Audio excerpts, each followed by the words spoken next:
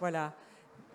Bonjour à tous, merci d'être là si nombreux. Je suis Sylvie Kaufmann du journal Le Monde et donc je vais animer cette session sur Joe Biden et les nouveaux défis euh, des États-Unis. Pardon? Voilà, le timing de ce panel qui était bien sûr décidé il y a longtemps, mais finalement le timing est vraiment parfait. Puisque les États-Unis sont vraiment au centre de toutes les tempêtes en ce moment. Et pas, je ne parle pas de celle-là dehors, mais qui est assez habituelle, je pense. Mais, euh, voilà, on pensait qu'une accalmie suivrait cet ouragan Trump qui nous a occupés pendant 4 ans et qu'avec la placidité de ce vétéran de la politique qui est Joe Biden, ce nouveau président, ça allait remettre de la sérénité dans ce paysage tellement géopolitique, tellement agité. Mais il n'en est rien. Depuis 9 mois, on voit qu'à l'intérieur comme à l'extérieur, le tumulte continue et les défis dont il est question aujourd'hui, ces défis sont immenses. On l'a encore vu cette nuit au Congrès américain, la bataille sur ce plan gigantesque de relance et d'infrastructure qui est lancé par le président Biden a été à nouveau au cœur de ces batailles au sein du Parti démocrate et avec l'opposition républicaine. Et Joe Biden a subi un revers, peut-être momentané, enfin on en parlera. Toujours sur le plan intérieur, Joe Biden affronte aussi une crise migratoire et puis la crise du Covid qui n'est pas tout à fait terminée puisqu'il y a toujours ce défi de la vaccination qui n'est pas totalement relevé. Et puis à l'extérieur, sa politique à l'égard de la Chine écrase presque tout, y compris les relations avec les alliés européens. On en parlera aussi, je pense, assez en détail. La France en a fait les frais avec ce récent accord américano-australo-britannique de l'AUKUS. On a vu aussi avec la manière dont s'est passé le retrait des troupes d'Afghanistan que tout n'était pas simple sur ce front-là non plus. On voit se réinstaller immédiatement derrière les Américains après 20 ans de présence des talibans qui, contrairement à ce qu'on a pensé, ne sont pas vraiment les talibans 2.0, mais n'ont pas beaucoup changé.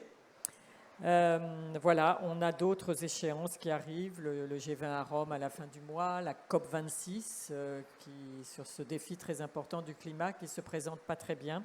Voilà, donc j'ai posé très rapidement le cadre de notre discussion et nous allons parler de tout ça avec vous dans la deuxième partie du débat, bien sûr, mais d'abord avec Suzanne Maloney qui est à distance à Washington et qui nous joint donc par vidéoconférence. J'espère que vous entendez, il y a un petit peu de bruit avec la pluie, mais ça va, oui, vous entendez? Oui, bon. Suzanne Maloney est vice-présidente de la Brookings Institution. Elle est directrice du programme de politique étrangère dans cet institut de réflexion très important. Et c'est une spécialiste de l'Iran, en particulier pays sur lequel elle a écrit plusieurs ouvrages. Nous avons aussi avec nous Jean-Marie Guéhenno, qui vit la plupart du temps à New York, mais qui est là en ce moment, qui est professeur à l'Université de Columbia, ancien secrétaire général adjoint aux Nations Unies, auteur lui aussi de plusieurs livres, dont le dernier vient tout juste de sortir. Il s'appelle Le premier 21e siècle. C'est une analyse assez remarquable, je ne dis pas ça parce qu'il est là, de l'état du monde et des raisons de sa fragmentation. Et puis Nicole Niesotto, que vous connaissez très bien dans ce forum, qui est donc professeure au Conservatoire national des arts et métiers, où elle est titulaire de la chaire Europe, et vice-présidente de l'Institut Jacques Delors. Elle aussi a écrit quelques très bons livres, en particulier sur l'Europe. Et puis, donc, juste à côté de moi, Benjamin Haddad, notre ambassadeur officieux aux États-Unis, Et il n'a pas été rappelé, il est là parce qu'il est venu volontairement. Il dirige le Centre Europe à l'Atlantic Council à Washington. C'est un grand expert des relations transatlantiques. Il a publié, c'était l'année dernière ou il y a 2 ans? Il y a 2 ans, un livre très, très, très intéressant là-dessus aussi qui s'appelle Paradis perdu, sur l'Europe dans le monde de Trump. Voilà. Donc nous allons d'abord les écouter, débattre un petit peu entre nous et puis après avec vous. Et je vais donc d'abord donner la parole à Suzanne Maloney puisqu'elle elle nous fait l'honneur d'être avec nous par vidéo. Suzanne, good morning. Thank you so much. Merci infiniment. Je suis honorée de faire partie de cette discussion. Je m'excuse, mais je n'ai pas pu vous rejoindre en personne en Normandie. J'aimerais bien mieux être avec vous qu'ici à Washington, malgré la tempête dont vous venez de parler.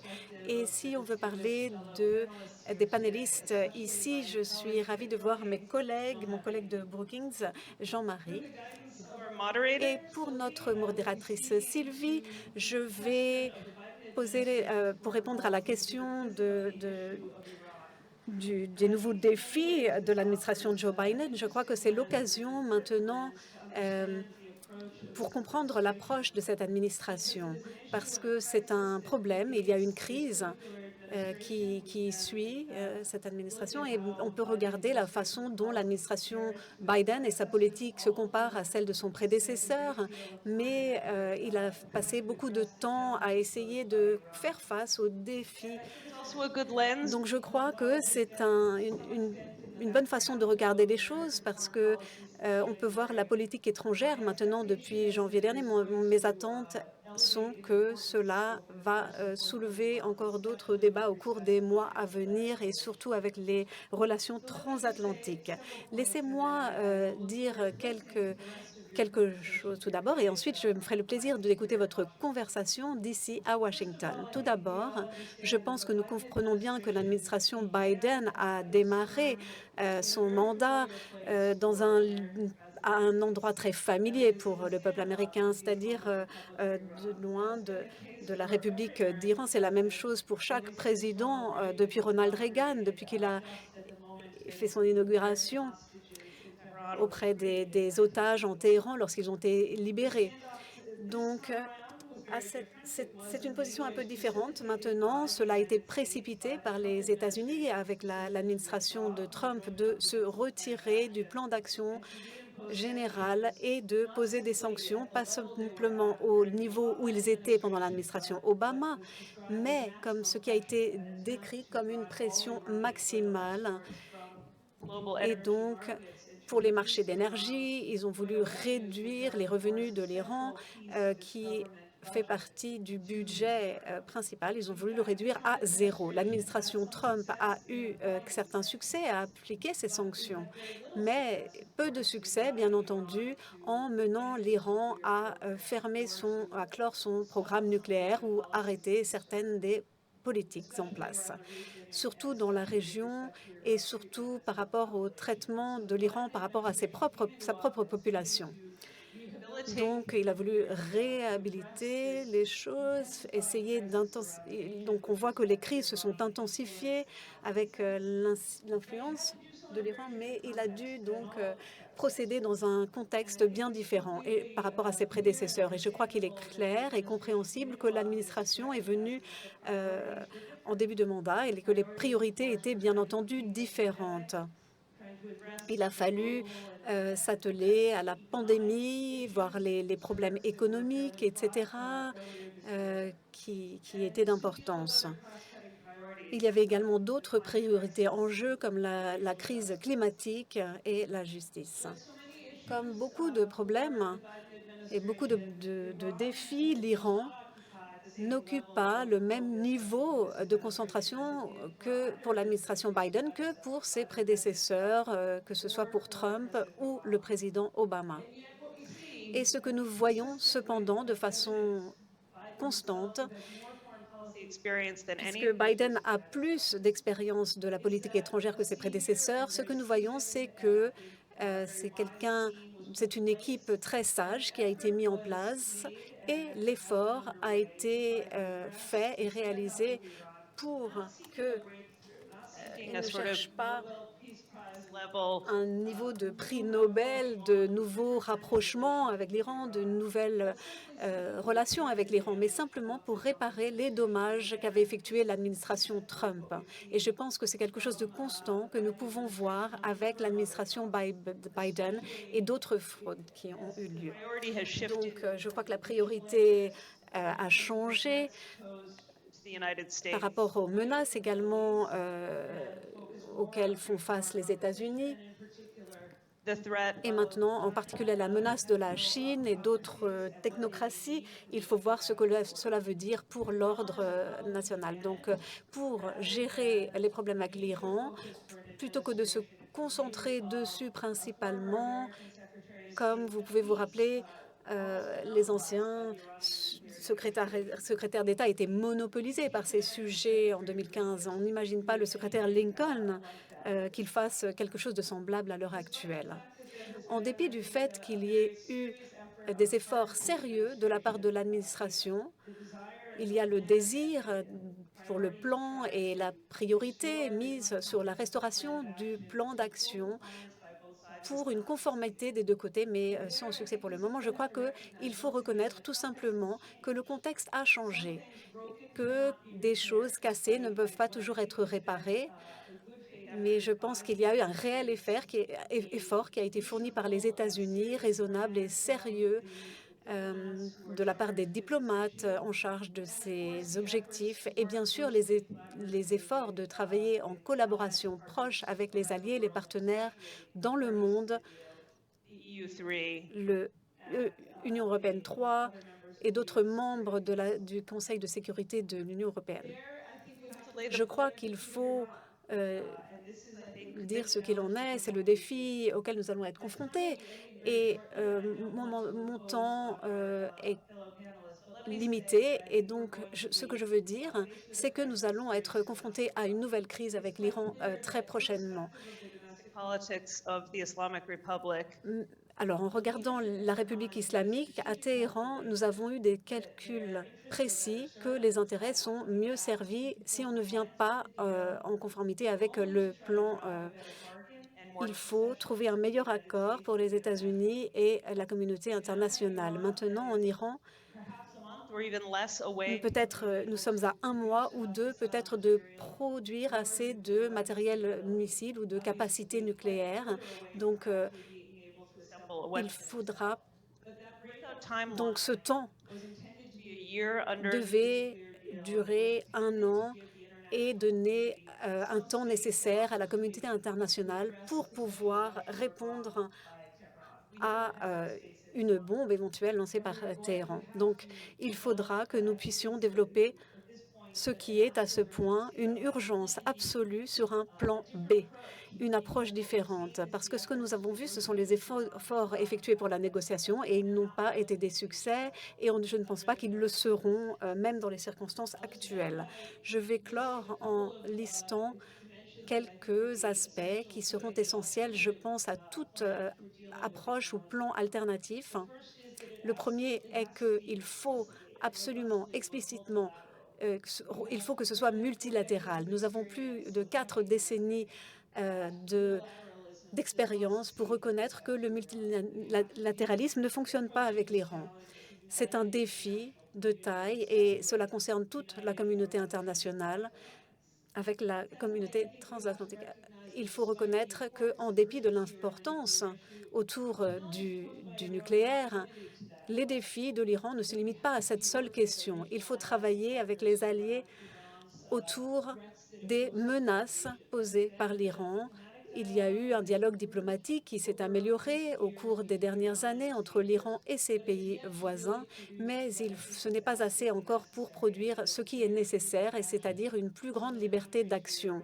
Il y a certains des pays où l'Iran a exercé son influence grâce à sa milice. Et enfin, je veux dire que pour l'Iran, la diplomatie doit être la pièce centrale, un élément quotidien pour les défis auxquels nous devons faire face. Et nous avons pu voir que grâce à différentes actions avec des partenaires dans le monde ou grâce à d'autres moyens d'influence la prise de décision en Iran, nous pouvons avoir un impact constructif sur les politiques en Iran dans le temps. Ayant dit cela, mon temps étant écoulé, je vous remercie encore pour cette opportunité de m'exprimer auprès de vous et j'ai hâte d'écouter la suite des conversations. Merci. Suzanne Malone, et j'ai une petite question quand même pour vous.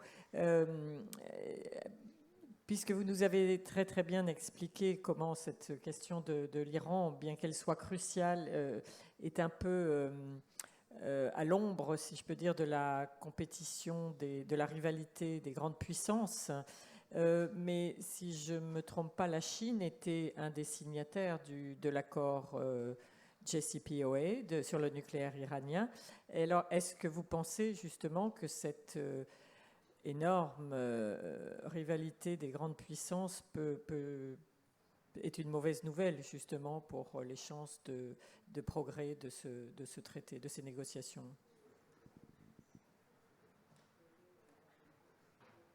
Je crois que la rivalité entre les États-Unis et la Chine et les tensions qui existent compliquent nos politiques en Iran. Bien entendu, l'une des raisons pour lesquelles Téhéran a calculé qu'il n'aurait pas besoin de se dépêcher à répondre à l'accord, en fait, c'est parce qu'il espère peut-être continuer ses activités nucléaires propres en dehors des restrictions de l'accord, sans souffrir des conséquences économiques catastrophiques.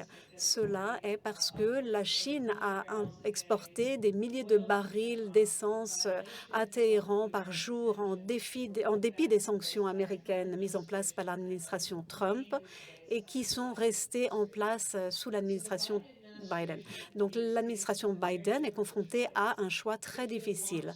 Si il souhaite intensifier la pression sur l'Iran et essayer de créer des incentives, des incitations, eh bien, ils ont besoin de trouver une manière d'accroître la pression économique sur Téhéran. Et cela requiert soit une coopération de la Chine ou une décision de la Chine ou de la décision Biden pour viser les individus avec des sanctions américaines. Et donc, cela nous fait retomber dans une discussion bien plus large. Est-ce que c'est un risque que l'administration Biden souhaite prendre? Jusqu'à présent, cela ne semble pas être le cas, car beaucoup d'enjeux sont au cœur des débats. Et l'administration Biden et sa capacité à progresser par rapport à l'Iran n'est pas certaine, mais il est certain que s'il y a un engagement et un soutien des autres parties et des autres membres de l'accord, et surtout en Europe, je pense qu'il y a une possibilité de rallier la Chine, parce que personne ne veut que l'Iran ait l'arme nucléaire. Et les Chinois faisaient partie des négociations, de l'accord avec l'administration Obama. Ils avaient à cœur cet intérêt. Et je pense que c'est au bénéfice de la sécurité régionale et internationale si les États-Unis et la Chine pouvaient trouver un moyen de coopérer de façon stratégique sur ces sujets. Et je crois que vous avez du soleil à Washington. Bonne journée, merci beaucoup. Benjamin, je me tourne vers vous maintenant. Retournons aux États-Unis, dans la politique américaine. Donc, parmi les nombreux défis auxquels est confrontée cette administration, il y a évidemment le défi politique intérieur. On a eu quand même des événements extrêmement troublants au mois de janvier à Washington. On voit que les ambitions de Joe Biden se heurtent à pas mal de contraintes de politique intérieure. On est maintenant à 1 an, je crois, des élections midterms. Donc, est-ce que vous pouvez nous décrire un peu ce paysage politique dans lequel il doit évoluer? Oui, merci et bonjour à tous. C'est vrai que c'est un paysage politique qui est très délicat et très divisé, polarisé évidemment pour Joe Biden. Il a été élu dans le contexte que l'on sait, face à Donald Trump, avec une transition qui n'en a pas vraiment été une, ce qui pose d'ailleurs toujours des problèmes aujourd'hui, puisque l'administration a toujours beaucoup de retard dans les nominations sur les principaux postes de politique étrangère ou politique intérieure, ce qui est aussi lié au temps qui a été perdu pendant la transition, quand les dossiers n'ont pas été transmis par l'administration Trump à l'équipe de Biden qui est rentrée. Tout ça est très institutionnalisé aux États-Unis. Et évidemment, la crise du 6 janvier qui a profondément marqué les esprits, et un parti républicain qui continue d'être hanté par le spectre de Donald Trump, qu'on entend beaucoup moins, puisqu'il a été privé de réseaux sociaux, ce qui était évidemment sa plateforme favorite, mais qui reste toujours très populaire dans l'électorat du Parti républicain. Et d'ailleurs, quand on regarde les sondages, si une primaire avait lieu aujourd'hui, ceux qui suivent Donald Trump font du Trump, comme Ron DeSantis, le gouverneur de Floride, qui s'est rendu populaire en limitant les masques et en limitant toute forme de restrictions liées au coronavirus en Floride. Donc on a ce parti républicain qui continue d'être marqué par une forme de populisme nationaliste et d'opposition systématique au parti démocrate, et un parti démocrate lui-même, il faut quand même le dire, qui est aussi marqué par ses propres divisions, fractures générationnelles, fractures idéologiques. Joe Biden, qui vient plutôt de l'aile modérée, libérale, internationaliste du Parti démocrate, qui doit aussi faire avec une aile progressiste qu'on a vu beaucoup pendant la campagne des primaires, bien sûr, avec la popularité d'Elizabeth Warren ou de Bernie Sanders, et qui est aujourd'hui incarnée par des personnalités très populaires, très visibles, comme Alexandria Ocasio-Cortez à la Chambre des représentants. Alors, ce qui est intéressant, c'est que je crois, et ça va nous lier à la politique étrangère, je crois que Biden a compris dans une large mesure les ressorts de l'élection de 2016, le succès du Trumpisme, y compris chez une partie de l'électorat démocrate ou de l'électorat qui avait déserté le Parti démocrate, puisque rappelez-vous, l'un des grands succès de Donald Trump, c'est d'avoir percé ce qu'on appelait le mur bleu, c'est-à-dire notamment la ceinture rouillée du nord des États-Unis, les États qui autrefois étaient le poumon industriel du pays, le Michigan, le Wisconsin, l'Ohio, la Pennsylvanie, des États qui n'étaient même pas censés être compétitifs en 2016, et que Donald Trump avait réussi à récupérer, que Joe Biden, pour la plupart, a récupéré de peu. Et ces États qui ont été grevés par la désindustrialisation, par l'impact de la globalisation, par à la fois la robotisation, mais aussi des emplois perdus à la Chine. Et donc Biden a compris que pour éviter un retour de Trump ou du Trumpisme, il fallait que le Parti démocrate se réconcilie aussi avec cet électorat ouvrier blanc déclassé, d'où, on en parlait, un investissement massif dans les infrastructures, dans la relance économique. On parlait beaucoup évidemment de politique étrangère, de Chine, de relations transatlantiques, mais il ne faut pas oublier que fondamentalement, le legacy de Joe Biden, s'il y en a un, en tout cas son objectif, c'est avant tout un legacy, un héritage de politique intérieure. Et ce sera cet investissement dans les infrastructures. Ce qui est très intéressant aussi d'ailleurs, et ça nous ramène à la politique étrangère, c'est qu'on voit un lien permanent qui est fait entre politique étrangère et politique intérieure, entre relance économique, infrastructure, innovation et compétition des grandes puissances avec la Chine. Quand on entend les discours de Joe Biden ou ceux de son secrétaire au transport, Pete Buttigieg, qui est vraiment l'une des stars montantes du Parti démocrate, pour justifier le plan d'infrastructure, l'investissement dans les économies vertes ou dans les trains à grande vitesse, on pointe du doigt les investissements chinois en disant il faut qu'on soit nous-mêmes compétitifs, il faut qu'on investisse dans la recherche et le développement, puisque ce sera un outil important de compétition des grandes puissances. Alors, ça m'amène rapidement à dire un mot sur la politique étrangère, évidemment, puisqu'on est quelques semaines après une crise franco-américaine aiguë, avec le président de la République qui a décidé de rappeler l'ambassadeur de France à Washington, Philippe Etienne, pour consultation. Il est revenu aux États-Unis il y a quelques jours. C'est la première fois en 240 ans de relations bilatérales que l'ambassadeur de France est rappelé pour consultation. Pour l'anecdote, les États-Unis avaient déjà réclamé le renvoi de l'ambassadeur de France une fois, sous George Washington. C'était l'ambassadeur Genet qui était accusé d'interférer dans la politique américaine pour essayer de pousser les Américains à rentrer en guerre avec les Britanniques.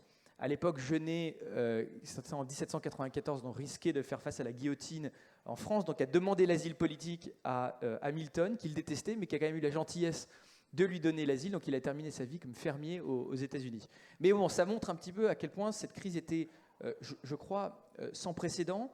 Il y a des facteurs conjoncturels. Le fait, par exemple, qu'il n'y ait toujours pas d'ambassadeur des États-Unis à Paris, à l'OTAN, à Bruxelles ou à Berlin, puisqu'ils sont en retard toujours sur les nominations aussi qui sont retenues par les républicains à la Chambre, au Sénat, et notamment par Ted Cruz. Mais je crois qu'il y a vraiment des facteurs structurels.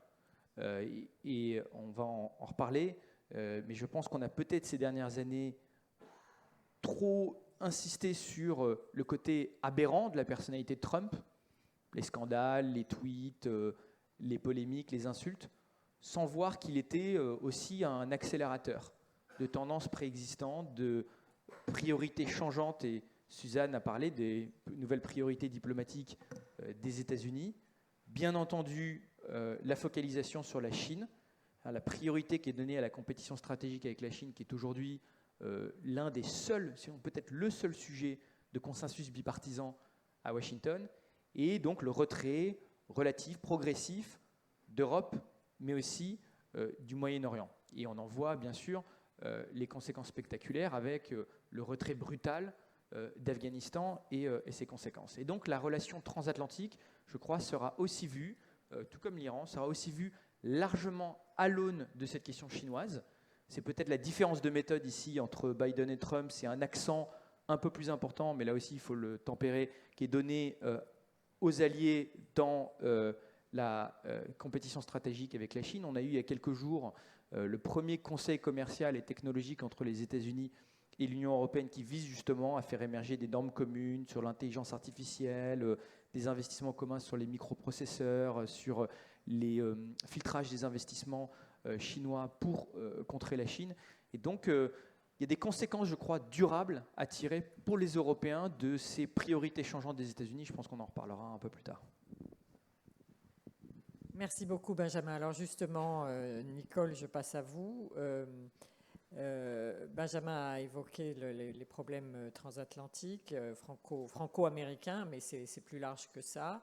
Est-ce que, je veux dire, il n'y a pas que les Français qui ont des problèmes là-dedans, est-ce que finalement Joe Biden n'est pas celui qu'on croyait, ou bien est-ce que simplement c'est la continuité de la politique étrangère américaine qui se confirme, Trump ou pas Trump? Je crois que s'il y a eu une révolution dans la politique étrangère américaine, c'est Obama qui l'a conduite. Quand il annonce clairement que désormais, le centre, l'objectif de la diplomatie américaine, c'est ce qu'il appelle le pivot asiatique. Et ça, c'était en 2012-2013. Donc ça a été la révolution. Et les Européens ont compris ou n'ont pas voulu comprendre qu'à partir de ce moment-là, l'Europe n'était plus le centre du monde américain.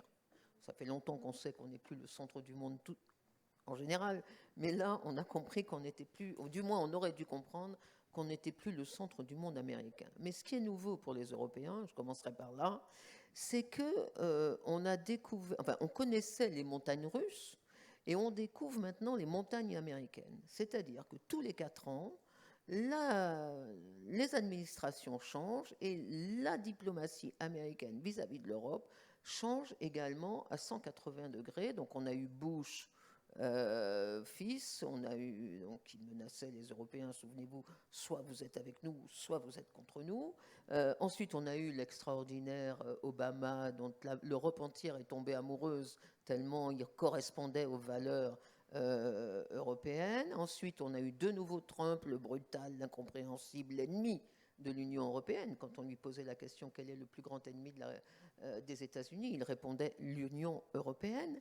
Et puis on a cru que Joe Biden était le retour du balancier, un vieux monsieur qu'on a cru sénile, mais qui ne l'était pas et qui avait plein de bonnes intentions au départ. Et en fait, ce qu'on découvre, c'est que c'est plus une alternance tous les 4 ans que l'on a, c'est une alternance maintenant au sein d'une même présidence. Les 6 premiers mois, l'Amérique démocrate qu'on connaît, qu'on aime, bienveillante, pro-OTAN, pro-européen, etc., revient dans la COP sur le climat, revient dans la négociation sur l'Iran, bref, embrassons-nous, Folleville, tout le monde s'adore. Et puis, depuis juillet, une Amérique qui ressemble à Trump à s'y méprendre, unilatérale, décision de retrait de l'Afghanistan sans aucune consultation avec les alliés, alors qu'on a quand même on avait 16 000 Européens sur place en Afghanistan dirigés par l'OTAN, mais je parle sous le contrôle de notre ambassadeur là-bas. Décision unilatérale donc de retrait d'Afghanistan, trahison vis-à-vis de la France, en tout cas un forcing sur l'Australie pour qu'elle rompe le contrat avec la France, et puis décision de création de cette alliance informelle dans l'Asie entre les États-Unis, le Royaume-Uni et l'Australie. Et les Européens, tout d'un coup, découvrent que cet homme qu'on croyait le meilleur allié de l'Europe, bien, est un Trumpiste, en tout cas un mélange d'Obama et de Trump, avec une obsession chinoise. Et il ajoute deux choses que Trump, enfin, il ajoute deux choses que Trump n'avait pas. Premièrement, Trump avait une stratégie vis-à-vis de la Chine qui était centrée sur le commerce et les sanctions. Biden a une stratégie vis-à-vis de la Chine qui est centrée sur tout, qui est globale, qui n'est pas simplement commerciale et qui n'est pas simplement centrée sur les sanctions, mais sur le containment, sur la création d'alliances. Autrement dit, Trump était ponctuellement anti-chinois. Biden inscrit tout cela dans la durée. Il crée des alliances, il renforce les alliances existantes, les Five Eyes, une alliance sur le renseignement, la Quad, une alliance entre 4 pays sur la coopération régionale. Et donc on voit bien que Biden ajoute ce que Trump n'avait pas vraiment fait, c'est-à-dire mettre l'OTAN en état d'échec en Afghanistan et mettre l'OTAN en marginalisation totale à cause de ces nouvelles alliances en Asie. L'OTAN qui est pourtant le cœur de la présence américaine en Europe. Donc les Européens ont quand même de quoi être inquiets, de quoi être surpris. Ce n'est pas simplement l'unilatéralisme américain qui revient, c'est d'une part, pardonnez-moi, mais la bêtise américaine, parce que les décisions de Biden sont totalement contre-productives. Il quitte l'Afghanistan, c'est-à-dire qu'il le laisse à la Chine au moment où il veut monter une alliance anti-chinoise. Il se fâche avec la France au moment où il convainc les Européens d'avoir une stratégie indo-pacifique. Donc ça n'a pas de sens de vouloir avoir tout l'OTAN avec lui contre la Chine et de se fâcher avec le plus grand pays, le plus grand pays militaire de l'Union européenne au sein de l'OTAN, c'est-à-dire la France. En fait, tout cela est parfaitement contradictoire. Et donc les Européens se posent des questions. Et c'est le deuxième point. Il y a aujourd'hui, je crois, 2 clans en Europe. Il y a l'hyperconservatisme atlantique qui va reprendre du poil de la bête, c'est-à-dire plus ça va mal, moins il faut changer. Et donc plus l'OTAN est en danger, plus l'OTAN risque d'être marginalisée par le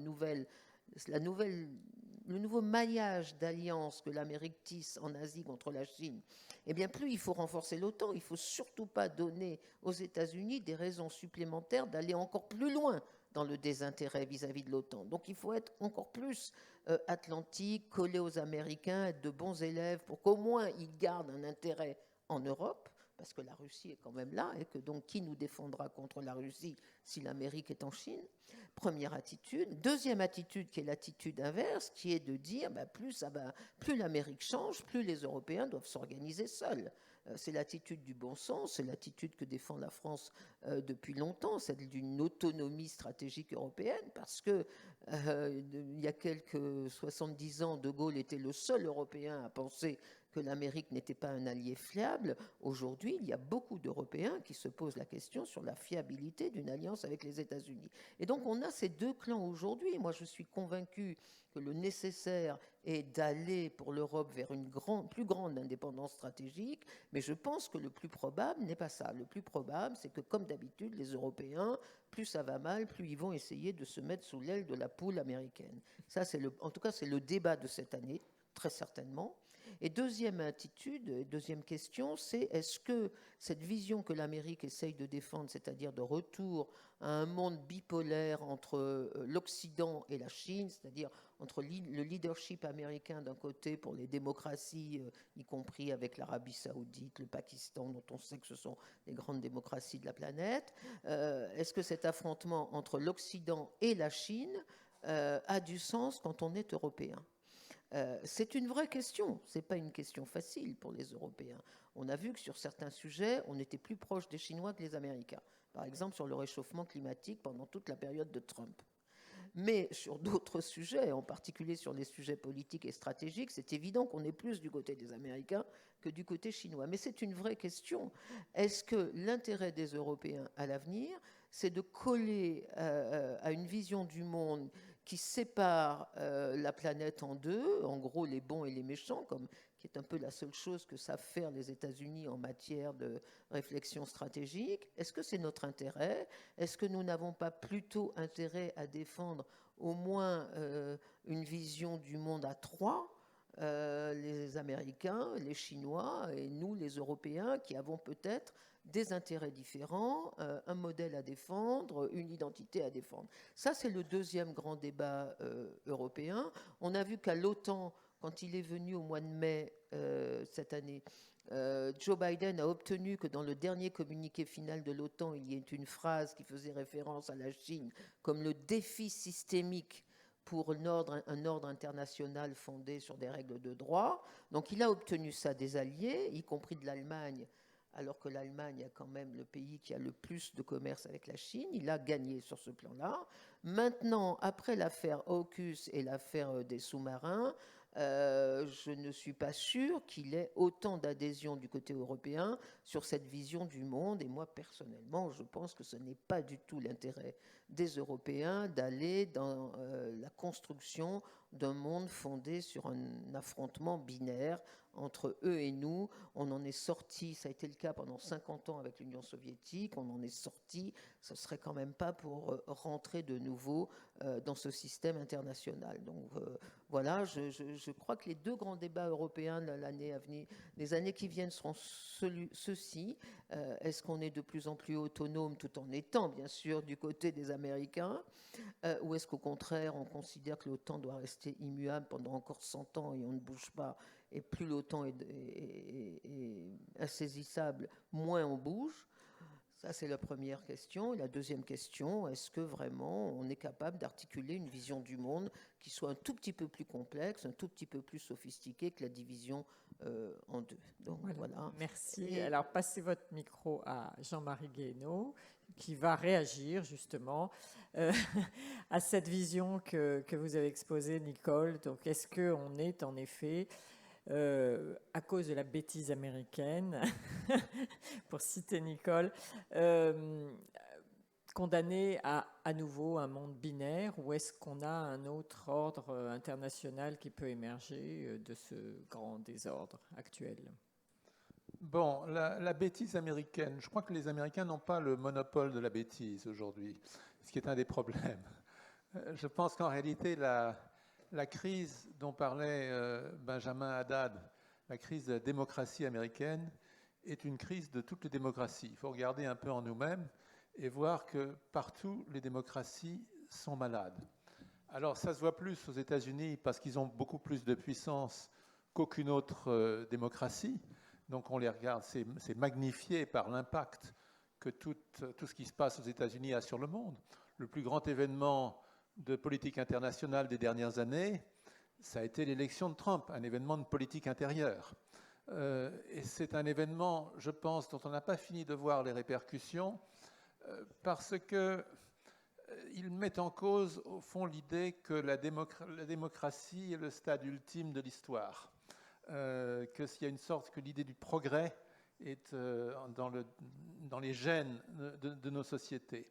Et avec l'élection de Trump, qui sera peut-être une parenthèse, qui ne le sera peut-être pas, parce qu'il y a de plus en plus d'Américains qui s'inquiètent de la possibilité d'une nouvelle élection de Trump. Et il y a des scénarios qui ne sont pas du tout utopiques, qui permettent de l'imaginer.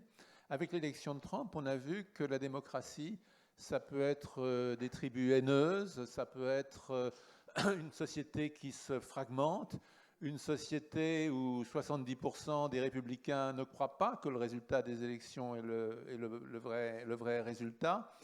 Ce genre de choses, on le voit donc de façon magnifiée aux États-Unis, mais il existe dans tous les pays. Alors qu'est-ce que ça veut dire pour les relations internationales et pour nous, Européens?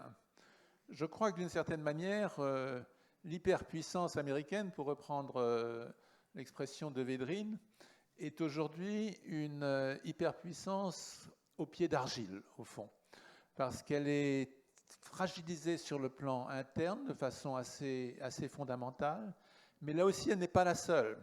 Et quand on regarde le monde, on pourrait quelquefois le décrire comme une sorte de déclin compétitif des nations, parce que vous regardez les Européens, bon, la situation n'est pas merveilleuse. Vous regardez la Chine, on peut parler du triomphe chinois, mais la Chine, c'est un pays vieillissant, c'est un pays où Xi Jinping essaye de reprendre la main sur les grandes entreprises de données qui peuvent être un défi au pouvoir du Parti communiste. C'est un pays où les problèmes montent si on se place à un horizon de 10 ou 15 ans. Donc partout, on voit des sources de fragilité profonde dans les grands pôles possibles du monde. Et on voit alors dans les démocraties occidentales une question d'identité. Et pour l'Amérique, cette question d'identité, elle se résout dans ce qui est en train de devenir un slogan plus qu'une réalité. Leader du monde libre. Je crois que de plus en plus, ça représente plus, c'est davantage une manière de répondre à l'angoisse américaine qu'une vision politique. Et tout ce qui a été dit sur l'absence de consultation, sur la façon unilatérale dont les États-Unis ont géré les dernières crises, est une illustration de cela. Et ça m'inquiète beaucoup, parce que je pense que la continuité qu'on peut voir entre des administrations aussi différentes que celle de Trump et de Biden, je crois que quand même là, il faut être clair. Il faut quand même beaucoup mieux avoir Biden que Trump, quelles que soient les faiblesses de Biden. Biden, bon, il est revenu sans doute trop tard dans l'accord nucléaire pour le sauver, comme nous a expliqué Suzanne Maloney, mais malgré tout, il pense encore que les structures qui tiennent les briques du monde ont une certaine utilité. Il ne fait pas beaucoup d'efforts en réalité pour les renforcer, mais il n'est pas dans une activité de démolition comme l'était son prédécesseur. C'est quand même une différence. Mais le grand risque, c'est que dans tous ces pays en crise, la recherche de l'identité devient au fond la priorité, et la réponse la plus simple, c'est le nationalisme. Et moi, c'est ce qui m'inquiète le plus dans le monde d'aujourd'hui et dans la relation entre les États-Unis, l'Europe, la Chine, la Russie. C'est la montée du nationalisme qui, en Europe, veut dire que tout effort cohérent européen devient plus difficile. Et je suis malheureusement d'accord avec Nicole Niesotto sur ce plan. Je crois que le mélange de peur de prendre ses responsabilités et de soupçon à l'égard de toute institution un peu distante veut dire qu'on se recroqueville sur soi-même. Ce matin, on a évoqué en termes très, très émouvants ce qui se passe en Afghanistan. Mais je pensais dans ma tête à ce qui s'était passé à la fin de la guerre du Vietnam. Quand les Américains ont accueilli près d'1 million de Vietnamiens, la France, je crois, en a accueilli près de 100 000. Aujourd'hui, si on en accueille quelques milliers, on se considérera comme des héros. C'est un indice de recroquevillement, si je puis dire. Alors, ce nationalisme, oui, c'est dangereux, et c'est d'autant plus dangereux que ce qu'on voit, c'est quand même l'érosion constante des normes internationales. Ce matin, en plénière, nous avons entendu parler, je pense, je ne sais plus si c'était l'ambassadeur du Brésil, Patriota, ou un autre, qui parlait de l'importance de maintenir, au fond, les normes de base de la Charte des Nations Unies, utilisation de la force uniquement pour se défendre. On voit bien qu'aujourd'hui, ce n'est plus le cas. Les assassinats ciblés, tout le monde en commet. Les attaques cyber, elles brouillent la distinction entre la guerre et la paix. L'utilisation de milices, de groupes, de proxies, comme on dit aux États-Unis, est de plus en plus courante. Donc la frontière entre la guerre et la paix s'est brouillée, et elle nous acclimate en quelque sorte à l'idée de la violence dans les actions, dans le langage. Et quand vous combinez ça avec le refuge du nationalisme comme manière de retrouver une identité, je trouve qu'il y a de quoi s'inquiéter. Et je m'arrête là. Merci. Alors, vous n'arrêtez pas totalement parce que je voudrais rebondir sur une partie de ce que vous avez dit. Vous avez mentionné ce rôle ou ce statut qu'avaient les États-Unis de leader du monde libre, et on peut supposer qu'ils continuent à y aspirer puisque l'affrontement avec la Chine n'est pas que technologique et stratégique, il est aussi idéologique puisque la Chine est présentée comme un défi systémique. Alors, comment est-ce qu'on reste le leader du monde libre avec les événements du 6 janvier et un système politique dans l'état où il est actuellement? Mais je crois que effectivement, quand on juxtapose les deux, on a un problème. C'est pour ça que le sommet des démocraties, tout ça, c'est pas si simple à faire fonctionner. Parce que soi-même, on devrait nettoyer un peu son jardin de façon assez systématique. Et je crois que d'une certaine manière, là je vais être un peu provocant, vis-à-vis de tous les pays qui ne veulent pas être dans cette bataille, qui ne veulent pas avoir à choisir entre la Chine et les États-Unis. Certains aspects de la Chine leur font envie. La grande différence entre la guerre froide d'hier et celle qu'on appelle maintenant la guerre froide avec la Chine, c'est que dans la guerre froide d'hier, l'Union soviétique, dans ces dernières décennies, ne faisait pas très envie. Tout le monde voyait que c'était un échec économique. La Chine d'aujourd'hui, elle fait envie, à juste titre, il faut bien dire, à beaucoup de pays qui voient l'extraordinaire réussite qu'elle représente, la manière dont elle a sorti de la pauvreté des centaines de millions de Chinois. Tout ça ne passe pas inaperçu. Alors les Chinois aujourd'hui affirment cette nouvelle puissance avec une arrogance qui ne leur fait pas que des amis, y compris en Afrique, mais malgré tout, il y a une sorte de modèle chinois qui a ces tentations. Et je dirais que la manière dont les Chinois maintiennent la paix sociale, on voit aujourd'hui qu'ils le font d'abord par une répression impitoyable, et on est tous horrifiés par ce qui arrive aux Ouïghours, ce qui arrive à tout dissident. Moi, quand je dirigeais Crisis Group, j'avais nommé quelqu'un en Chine. Il a passé 2 ans dans les geôles chinoises sans voir sa famille. Donc, la dimension d'extraordinaire répression du régime, je crois qu'on ne peut pas l'ignorer. Mais il y a en même temps une autre face de la Chine, qui est une face futuriste, qui, moi, me fait presque encore plus peur que la phase répressive actuelle, qui est la phase de conditionnement des esprits, à côté desquels la propagande, disons, des régimes totalitaires à la Staline ou la Hitler, ce sont des grands amateurs. La façon dont, par le système des crédits sociaux, par la manipulation des perceptions, on pourrait convaincre les gens d'être heureux selon un bonheur qui aurait été défini pour eux. C'est comme c'est la fable du chien et du loup de La Fontaine. Des chiens qui ne sentiraient plus qu'ils ont un collier, parce qu'il n'y aurait plus de loups, et les loups auraient disparu, ou seraient une espèce en voie de disparition. Ça, c'est une possibilité qui fait envie à beaucoup de dictateurs, certainement, mais qui peut faire envie à des sociétés qui sont détruites de l'intérieur par le conflit permanent. Et c'est pour ça que la bataille entre la Chine et le monde libre, comme on dirait de façon aujourd'hui malheureusement un peu désuète, cette bataille elle est beaucoup plus compliquée, infiniment plus compliquée que n'était hier la bataille entre les États-Unis, le bloc occidental et l'Union soviétique. Merci beaucoup. Alors, Benjamin Haddad, on va revenir à Washington peut-être. Et justement, dans tous ces défis de politique extérieure auxquels les États-Unis et nous-mêmes sommes confrontés, comment est-ce que vous pouvez nous décrypter un petit peu cette équipe de politique étrangère autour de Biden? Par exemple, on a toujours, enfin depuis le début, on pense que Tony Blinken est le grand ami de la France puisqu'il il est francophone, francophile, il a passé son bac en France et puis finalement on s'aperçoit que dans l'affaire de l'AUKUS, ça n'a pas tellement compté. Voilà, il y a cette politique étrangère pour la classe moyenne qui a été élaborée en concept en fait. Voilà, est-ce que vous pouvez nous expliquer un petit peu comment ça fonctionne tout ça? Oui, alors un mot là-dessus, et puis je rebondirai aussi sur quelques-unes des remarques je trouve très intéressantes qu'on a entendues. Oui, alors effectivement, je pense qu'on a beaucoup fait sur Tony Blinken. Je me rappelle quand il a été nommé secrétaire d'État, tout le monde était très enthousiasmé en disant qu'il parlait français, il a grandi en France, il a été élevé par Samuel Pisar. Il ne faut pas oublier que c'est le secrétaire d'État des États-Unis. Et c'est avant tout le collaborateur historique de Joe Biden. Ça a été son bras droit, ça a été son conseiller diplomatique et son directeur de cabinet au Sénat. Donc il est là pour mettre en œuvre la politique du président des États-Unis. Il dirige un département d'État éventré par les coupes budgétaires de Trump, où encore une fois, de nombreux cadres n'ont pas encore été nommés.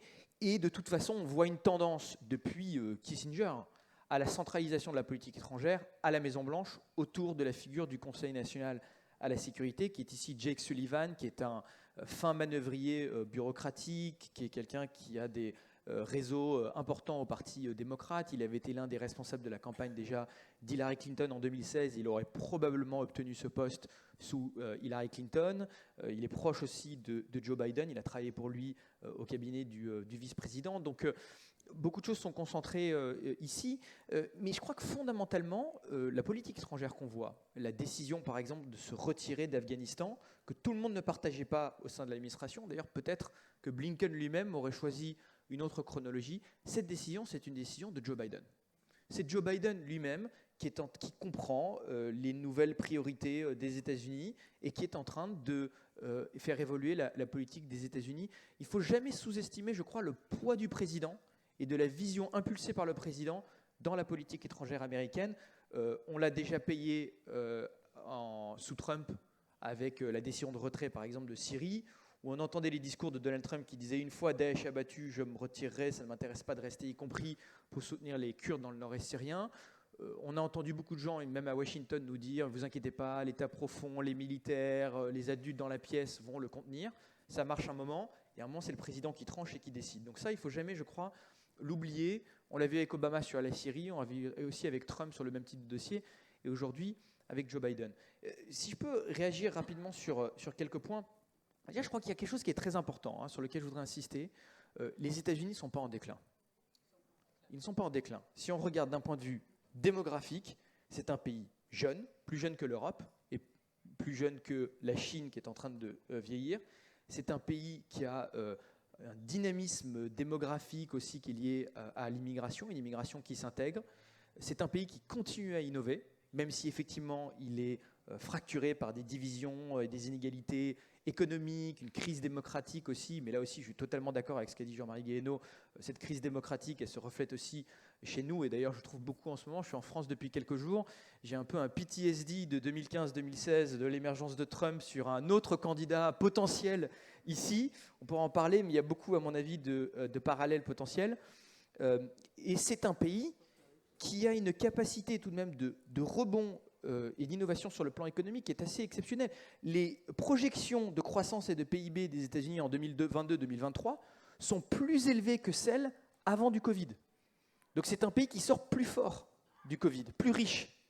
Nassim Taleb, qui est un économiste, qui a écrit un livre il y a une dizaine d'années qui s'appelle « Antifragile », dit l'inverse de fragile, c'est pas robuste ou résilient, c'est antifragile, c'est-à-dire quelque chose qui se renforce lors des crises. Et si on regarde la crise de 2007-2008, qui pourtant a commencé aux États-Unis avec les méthodes des traders de Wall Street, ou la crise du Covid qui a été plus mal gérée par Donald Trump, en tout cas au début, dans la communication, dans les masques, etc., le pays va sortir plus fort. Je ne sais pas si on peut dire la même chose de l'Union européenne. En tout cas, clairement, quand on voit les trajectoires de croissance, le temps que ça nous a mis de faire du quantitative easing, d'avoir une banque centrale qui est aussi audacieuse et aussi même élastique d'un point de vue idéologique que la Fed, je crois que là-dessus, il faut se poser des questions. Un autre point sur les États-Unis, moi, je ne suis pas tout à fait d'accord avec l'idée que les Américains ne sont plus fiables. Parce qu'en l'occurrence, je crois qu'ils sont très fiables, mais simplement, on ne veut pas les écouter.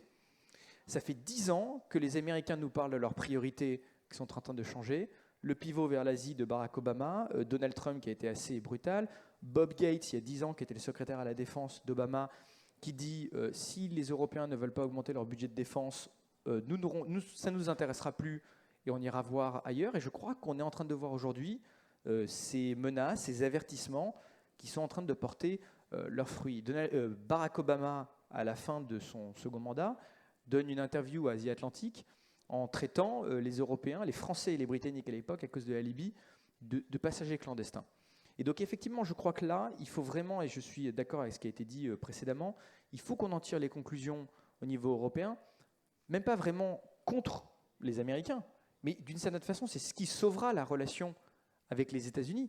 C'est si nous, on est capable d'avoir le poids économique, militaire, de se réconcilier avec la puissance. Alors ça demande un changement conceptuel total, puisque l'ADN de l'Union européenne, c'est justement de transcender la puissance d'une certaine façon, de la dépasser, de remplacer les rapports de force, et notamment les rapports de force militaires, par des rapports de droit et d'économie. Donc là-dessus, en particulier pour certains de nos partenaires en Allemagne ou ailleurs, Ça demande un aggiornamento intellectuel profond, et en sont-ils capables? Ça, je pense que c'est une autre question. Mais si on veut aujourd'hui être vu comme des partenaires qui pèsent, qui peuvent influencer Washington dans son rapport de force avec la Chine, par exemple, là-dessus, effectivement, c'est à nous de nous prendre en charge. Ce qui m'inquiète beaucoup, vu de Washington, c'est pas tellement en fait la position de l'Europe même entre les États-Unis et la Chine, mais c'est directement la position de l'Europe dans son voisinage direct. Si demain on a une crise en Libye, si on a une crise comme on a eu dans les Balkans dans les années 90 où les Européens ont été totalement impuissants, si on a une crise avec la Turquie en Méditerranée orientale, on a en Biélorussie, on l'a déjà, ou en Syrie comme on l'a eu déjà, avec les conséquences que l'on connaît sur les institutions européennes, la crise migratoire, les attentats terroristes. Je crois qu'on a aujourd'hui des Américains qui nous disent clairement que ce ne sont plus leurs priorités. Quand on écoute le discours de Joe Biden lors du retrait d'Afghanistan, où il dit « maintenant on va concentrer nos interventions militaires sur nos intérêts nationaux vitaux », je crois que les intérêts nationaux vitaux, ça inclura l'OTAN, ça inclura l'article 5, parce que ça fait vraiment partie de l'ordre international américain, mais toutes les autres crises dans la périphérie de l'Union européenne où nous sommes très vulnérables et qui pourraient avoir un impact presque existentiel sur nos institutions, je crois que là, nous sommes seuls. Très bien, merci. Nicole voulait réagir et Jean-Marie aussi. Et justement, la balle est dans le camp des Européens. Dites-moi comment vous voyez ça et est-ce que les États-Unis sont vraiment prêts? Parce qu'ils ont quand même un petit peu un double langage là-dessus aussi. C'est à la fois prenez en charge votre voisinage, mais bon, quand ils le font, ça ne va pas tout seul. Nicole. Oui, je voudrais d'abord dire un mot sur le leadership américain. Parce que c'est vrai que Biden n'a pas arrêté de dire... Excusez-moi, juste une chose, pardon de vous interrompre. Et après, on passe aux questions. Donc, si vous avez des questions, vous pouvez les préparer. Pardon, Nicole. Il n'a pas arrêté de dire « America is back, we will lead again », etc. Et je crois que sa stratégie... C'est pour ça que je parlais tout à l'heure de bêtises. Il y a quelque chose d'incompréhensible dans ce qu'ils ont fait.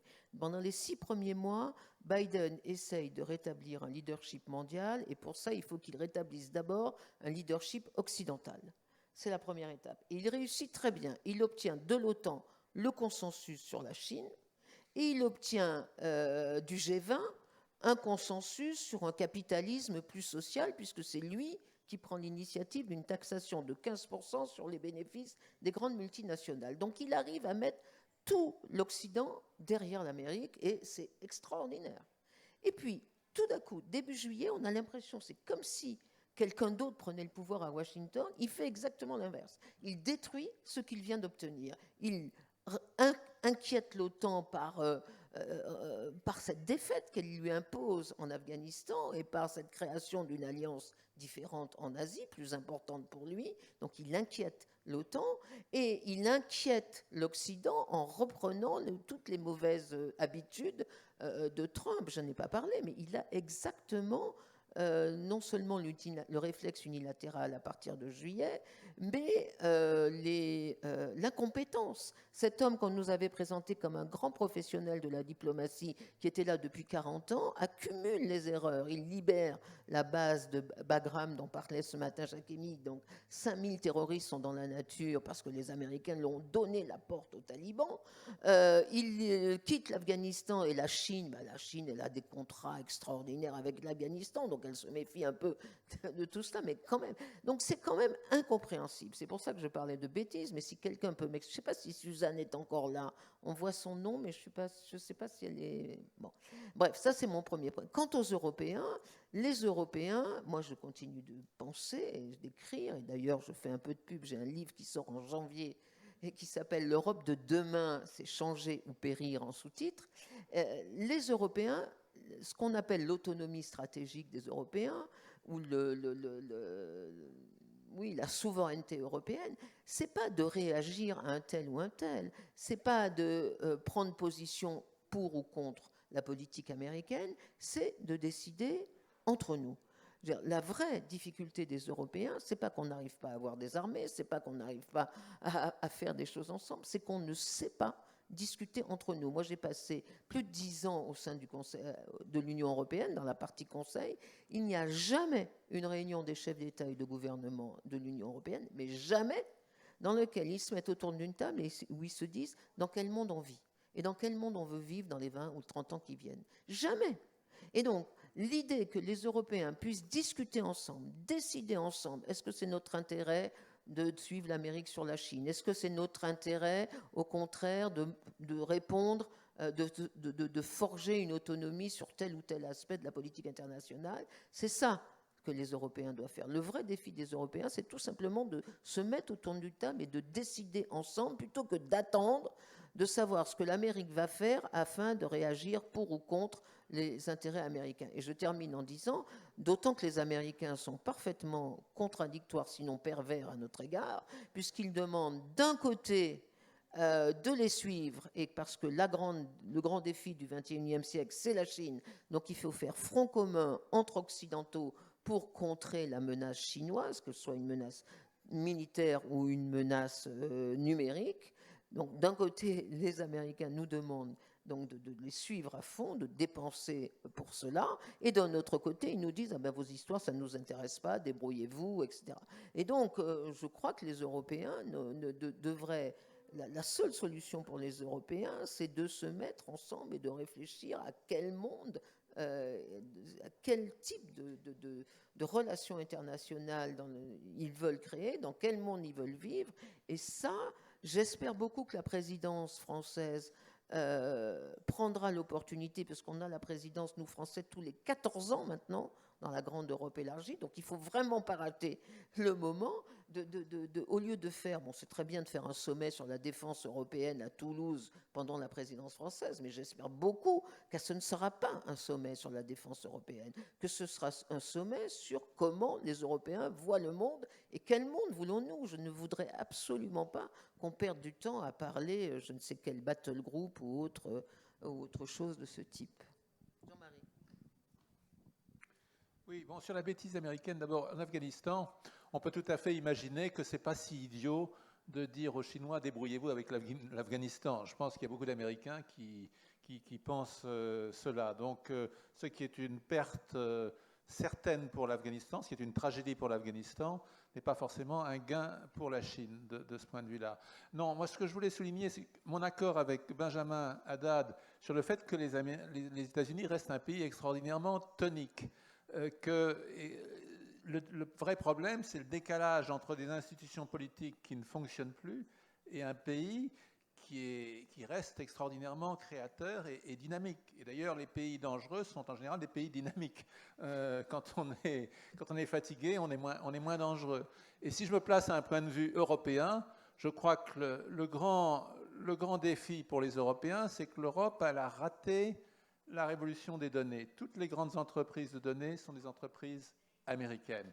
Et c'est un cercle vertueux pour les Américains, parce que d'avoir réussi cette première révolution, ça engendre des profits gigantesques qui sont réinvestis pour réussir dans la deuxième révolution de l'intelligence artificielle, et ce qui est en train de venir maintenant. Et que quand vous cherchez du capital risque, c'est beaucoup plus facile d'en trouver aux États-Unis auprès de toutes les sociétés milliardaires de la première génération que ça ne l'est en Europe. Et ça, c'est une vraie question, et c'est une question géopolitique pour l'Europe, parce que c'est la question de savoir si elle va être coincée entre une Chine qui a sa propre capacité en matière de données et les États-Unis. Et là, la bataille n'est pas du tout gagnée, à mon avis. Ça devrait être une priorité absolue pour les Européens aujourd'hui. Merci beaucoup. On va passer aux questions avec vous, si vous en avez. Sinon, on continue. On a encore beaucoup de questions. Suzanne, en attendant que vous prépariez, Suzanne Malonnet, vous nous entendez? Est-ce que vous nous... Oui. Donc, Nicole demandait tout à l'heure quelle était la position des États-Unis. En fait, tu voulais reprendre le micro? Non, je disais simplement qu'il y a un décalage énorme entre les 6 premiers mois de la présidence Biden, où il essaye de construire un leadership occidental à l'OTAN, il réussit, à l'OCDE ou au G20, il réussit avec cette taxe de 15%, donc une espèce de retour en leadership au sein de l'Occident. Et puis tout d'un coup, à partir de juillet, il casse ce qu'il vient d'obtenir. Il casse la confiance de l'OTAN, puisque il met l'OTAN en échec en Afghanistan. Il casse le leadership occidental en faisant quand même un sale coup aux Français et en inquiétant les Européens sur l'unilatéralisme qui revient. Et donc, il y a pour moi une vraie contradiction entre les 6 premiers mois et pour l'instant les 6 autres mois, j'allais pas dire les derniers, parce que je ne lui souhaite rien de mal, mais il y a une vraie contradiction. Est-ce que vous pouvez me donner une explication ?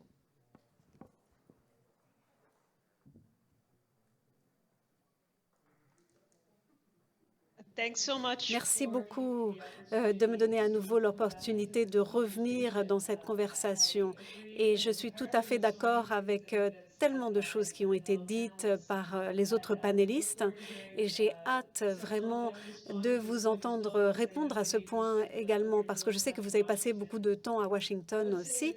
Et j'aimerais dire que les critiques à propos des développements récents dans la politique de Biden, eh bien, cette tentative de consultation avec des partenaires clés, des alliances en Europe, en fait, c'est quelque chose qui est partagé ici à Washington, hein, cette idée. Donc, il y a un sens de déconnexion, je crois, entre ce qu'on a vu au départ, une attention particulière, une coordination, et ce qui est arrivé en respect avec ce qui s'est passé en Afghanistan et maintenant avec cette nouvelle alliance. Donc, je ne suis pas sûre que ce soit une tendance.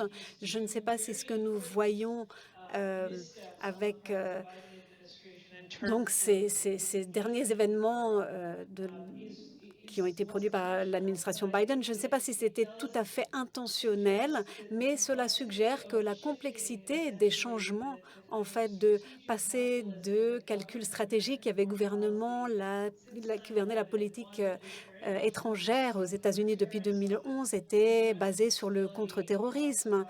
Et donc, une attention sur le Moyen-Orient aussi, une approche concertée, un point de concentration sur la compétition au niveau du pouvoir. Alors, ce n'est pas un changement facile à effectuer, même si intellectuellement, ces arguments ont été bien articulés à Washington et ailleurs au cours des dernières années maintenant.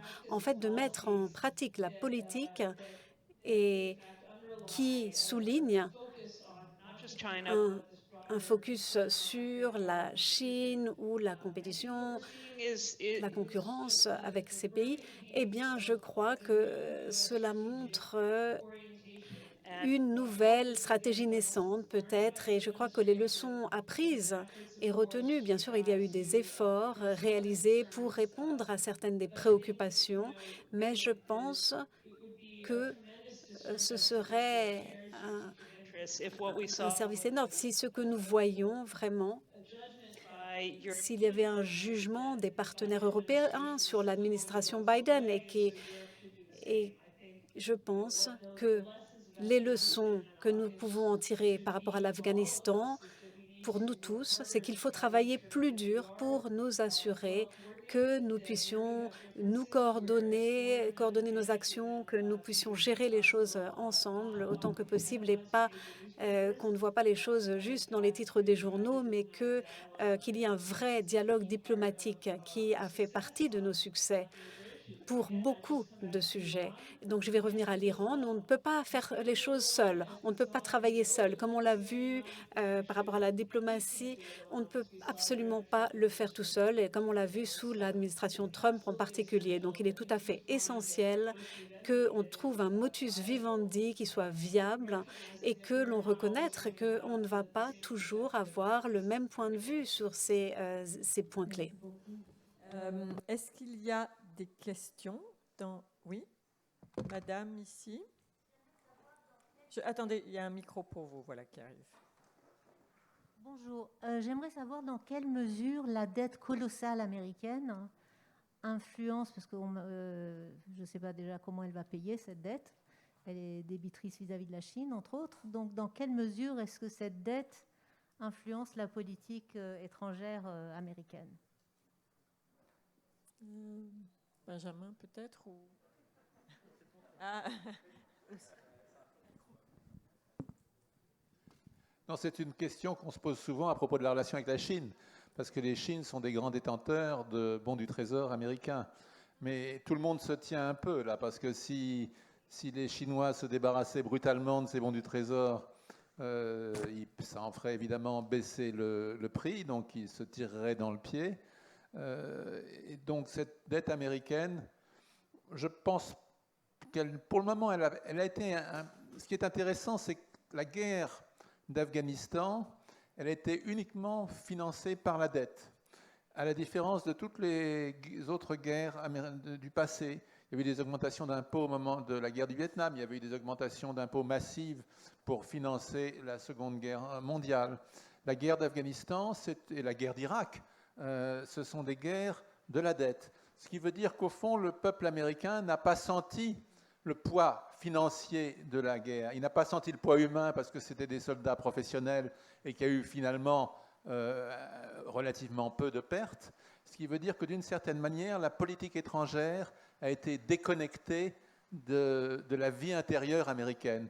Et ça, c'est d'une certaine manière aussi assez dangereux parce que ça veut dire qu'on peut ça peut expliquer une certaine volatilité de la politique américaine qui n'est pas nécessairement enracinée dans un débat intérieur profond.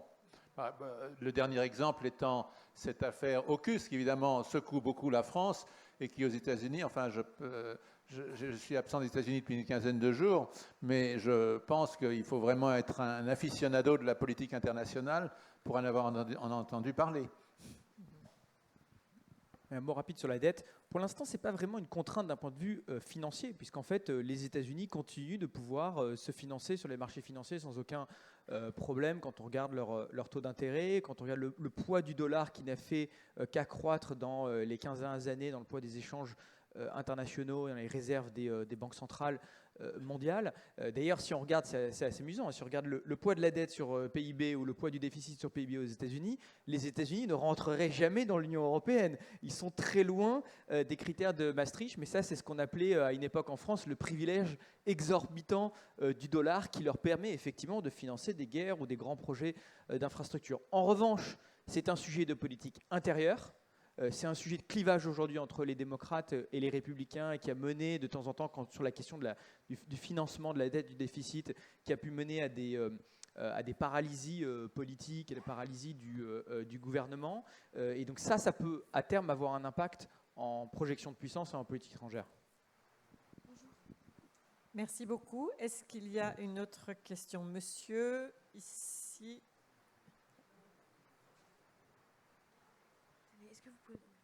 Oui, bien sûr. Bonjour, je suis le président du mouvement européen à Paris, donc je m'intéresse aux questions internationales et aux questions américaines. En particulier, je voulais dire à M. Haddad qu'il y a une ambassadrice des États-Unis en France qui a été nommée au mois de juillet, qui s'appelle Denise Campbell-Bauer. Oui, mais elle n'est pas confirmée. Oui. Pourtant, l'ambassade nous a invités à prendre contact avec elle. Bon, mais ce n'est pas ça que je voulais dire. Ce matin... Vous avez de la chance. Bon, ce matin, nous avons entendu dire par l'ambassadeur de France que apparemment les Américains avaient surévalué les capacités du gouvernement afghan à résister aux talibans. Et ce que je voulais dire, c'est que moi j'étais en 1979 en Iran au moment de la chute du Shah et qu'il s'est passé exactement la même chose. J'étais à l'époque très proche des services aussi bien français qu'américains et il s'est passé exactement la même chose. Donc je me pose la question de savoir comment fonctionne réellement la CIA. Alors, c'est une question qu'on se pose tous. Je sais pas. De manière permanente. Je ne sais pas si quelqu'un veut répondre. Oui, Benjamin Haddad sait comment fonctionne la CIA. En fait, la réponse très simple, c'est que souvent, quand on a le choix entre la théorie du complot ou le chaos et l'incompétence? La bonne réponse, c'est le chaos et l'incompétence.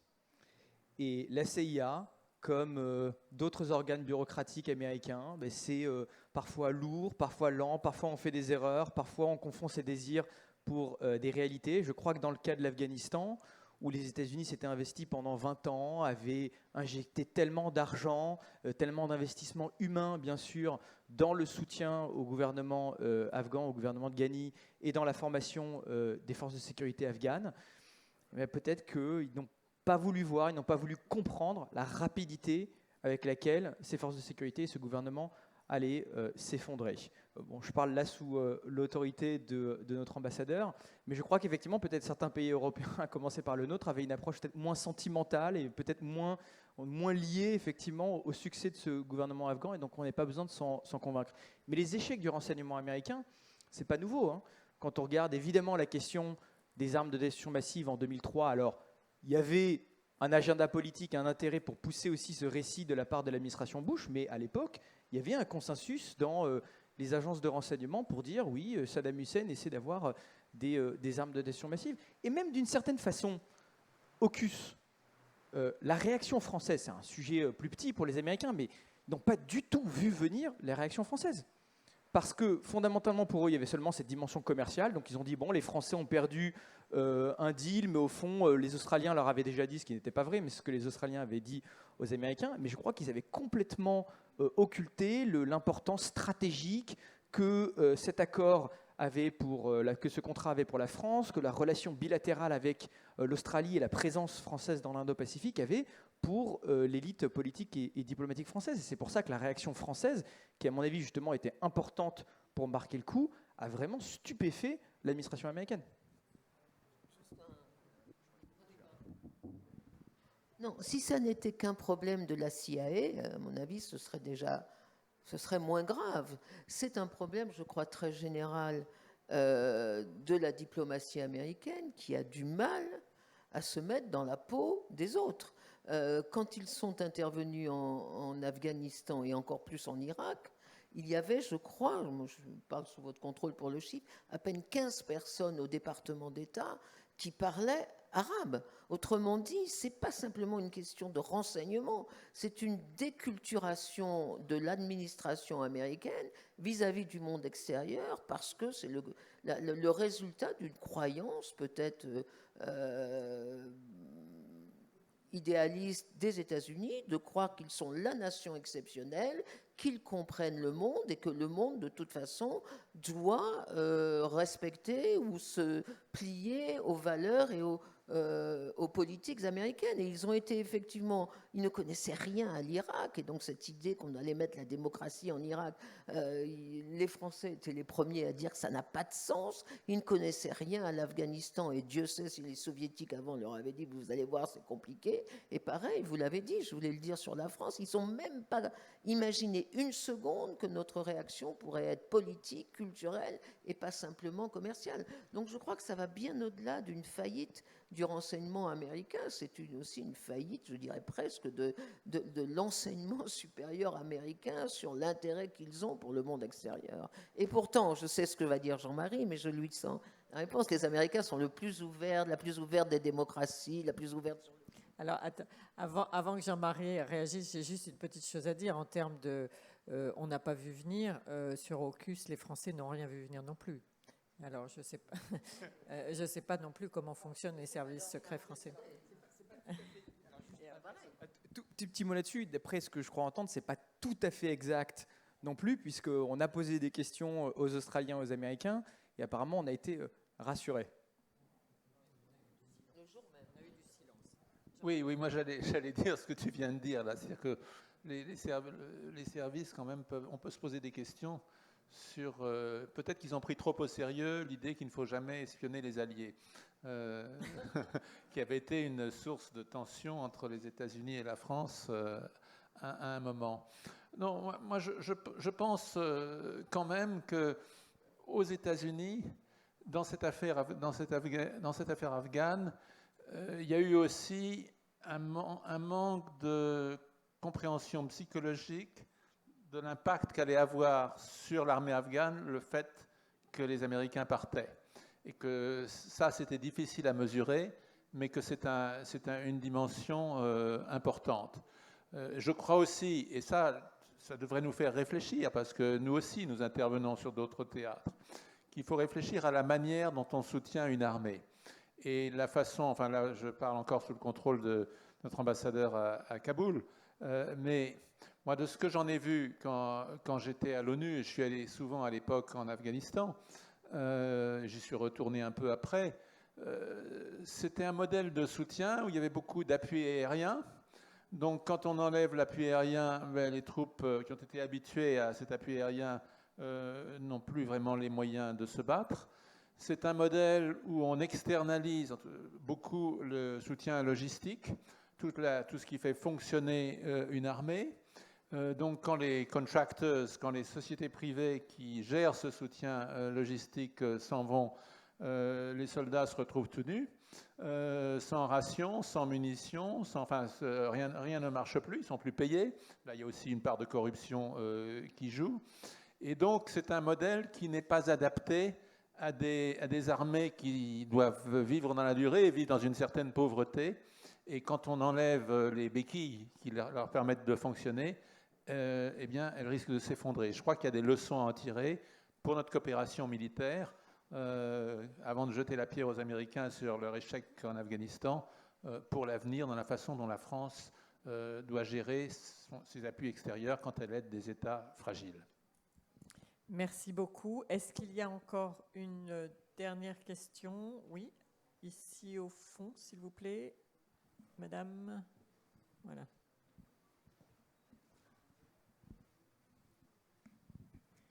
Bonjour, je voulais juste parler de la politique migratoire. Pour moi, elle était très choquante sous Trump, sous l'administration Trump, et je voulais juste savoir ce que vous pensiez de la politique migratoire sous Biden, parce que on s'est tous dit, je pense, que ça allait être un président plus humain, et avec les charters et toute la déportation vers Haïti, etc., c'était très choquant. Même sa politique par rapport au mur. Voilà, je voulais savoir si vous considériez ça comme un défi aussi de la politique américaine. Oui, c'est tout à fait dans l'actualité. Lequel de vous veut répondre, Benjamin? Un mot rapide, je pense que votre constat est le bon, c'est qu'en fait on voit plus de continuité que ce qu'on croyait entre Trump et Obama, et d'ailleurs on avait déjà en fait sous Barack Obama, qui en parlait beaucoup moins que Donald Trump, mais des renvois aux frontières ou déjà des sortes de camps d'internement où on séparait les familles aux frontières. On voyait déjà ça sous Barack Obama.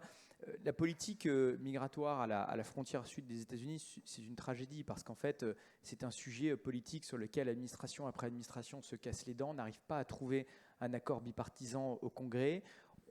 À une époque, on voyait une frange plus modérée du Parti républicain qui commençait à émerger pour essayer d'attirer notamment l'électorat hispanique vers le Parti républicain. Donc George Bush, qui avait eu 40% je crois de l'électorat républicain, avait essayé de pousser à une réforme. Et quand on voit aujourd'hui la radicalisation identitaire et nationaliste d'une partie du Parti républicain, mais aussi peut-être une tendance dans le sens inverse, aussi un peu démagogique parfois côté démocrate, je crois que ce sera de plus en plus difficile de trouver un accord sur le sujet. Et donc on se retrouve effectivement avec des crises qu'on gère comme on peut et avec des renvois assez spectaculaires. Récemment, les Haïtiens dont on a beaucoup parlé aux États-Unis. Oui, c'est une très bonne illustration du basculement idéologique aussi du Parti républicain. C'est vraiment une tendance de fond aux États-Unis. Est-ce qu'il y a encore, on a 2 petites minutes, s'il y a encore une question?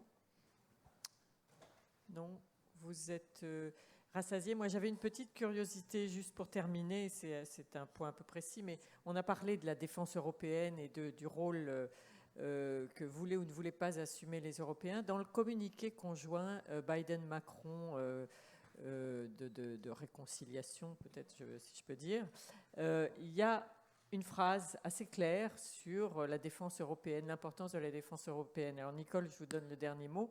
Est-ce que vous pensez que ça va déboucher sur quelque chose ou est-ce que ce sont juste des mots?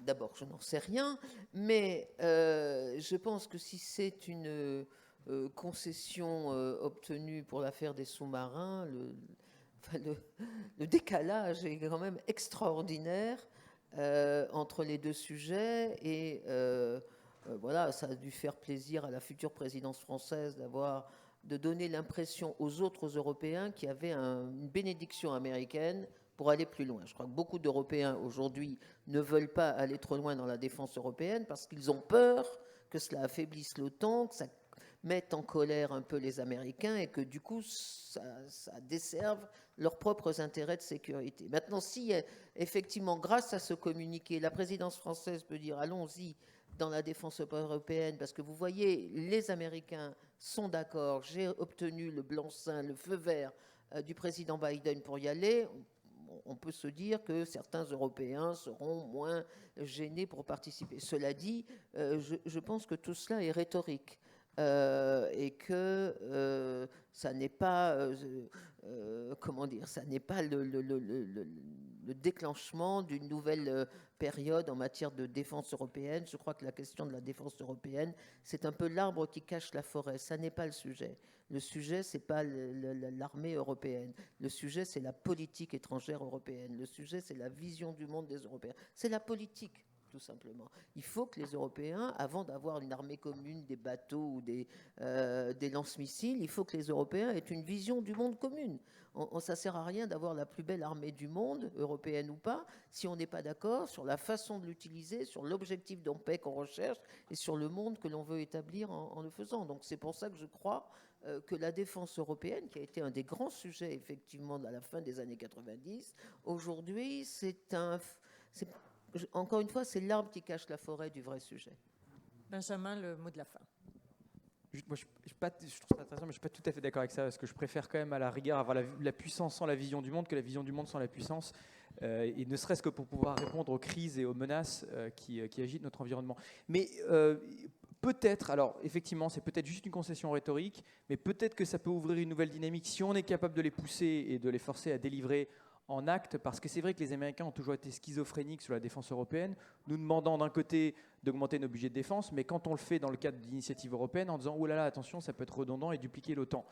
C'est peut-être le moment pour eux de changer de logiciel, et effectivement, ça peut avoir un impact chez certains de nos partenaires européens, à Berlin, à Stockholm, à Varsovie, qui s'inquiètent de la concurrence avec l'Alliance Atlantique et l'OTAN. Il y a à la fois des dimensions très techniques sur l'accès au marché de défense, etc., mais surtout d'un point de vue politique. Si Biden envoie un message clair pour dire « Allez-y, c'est dans notre intérêt d'avoir une défense européenne autonome, capable et puissante », peut-être que ça peut créer une petite dynamique, mais bon, ça dépendra aussi de nos partenaires et du sentiment d'urgence face à la menace. Et malheureusement, je crois que là-dessus, la vision de la France n'est pas forcément partagée. Comme on dit en anglais, the jury is still out. En tout cas, merci beaucoup, c'est terminé. Merci à Suzanne Maloney aussi d'être restée avec nous. Jean-Marie, Nicole, Benjamin, merci.